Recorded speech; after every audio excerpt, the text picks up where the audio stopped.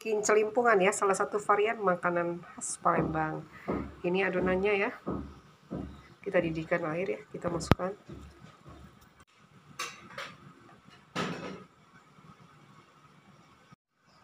Celimpungannya sudah matang ya. Nih, cantik sekali. Keriting tuh.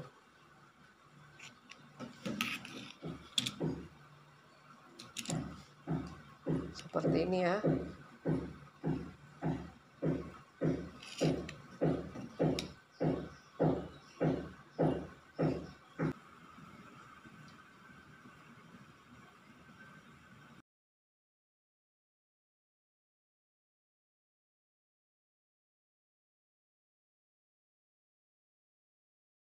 Wah, celimpungan ya.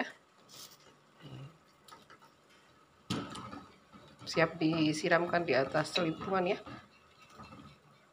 Tambahkan sambal cengkeh, siap dinikmatin.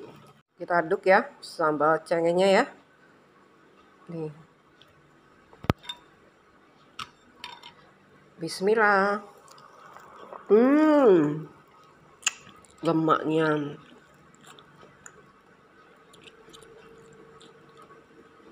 Celimpungan wong Palembang ya.